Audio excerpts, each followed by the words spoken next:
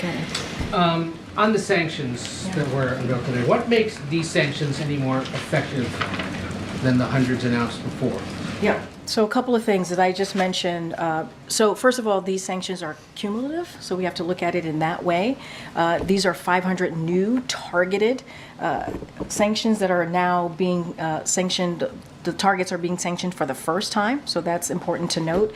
These targets are within Russia's defense industrial base, its financial system, and it will continue to impose costs on Russia to make it harder to carry out its brutal war and vicious war in Ukraine. We will continue to make sure that we hold Putin's aggression accountable and raise the cost on his, on not just him, but also his enablers. But we also, as I've stated, we need Congress to act. They need to do their job. They need to provide the assistance that Ukrainians need to continue to fight Putin's brutal war. That's what they need to do. They need to be able to make sure that we provide Ukrainians with the assistance to defend themselves. And so we are continuing to urge the Speaker. Again, if the Speaker were to put this on the floor, we would see bipartisan support for the national security bill. I guess asked another way, there have been 4,000 sanctions now in the last 2 years. It hasn't stopped the war. So to what extent or how should the success of these sanctions even be measured? So that look, hasn't happened? no, I totally get the question. Look, we believe they've been effective, right? That's what we believe. The goal of sanction and export control is to increase the cost of Mr. Putin and his enablers.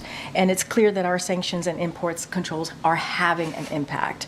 And so, and it's not just them, it's obviously Russia had been forced because of we're raising the stakes on Russia and his enablers. We see Russia being forced, right, to turn to countries like Iran and North Korea to get the arms and ammunition it needs to carry out this war. I want to just lay out an example from Bloomberg. Bloomberg reported last month that Russia's government has tapped almost half of the national wealth funds available reserves as it pours money into its defense budget at the expense of Russia's other needs. When you think about Putin's own oil czar, he's linked the fact that Russia has been forced to sell its oil at heavily discounted prices to our coalition's increased enforcement of oil price cap in recent months. So we have seen the impact. We believe, again, this is cumulative.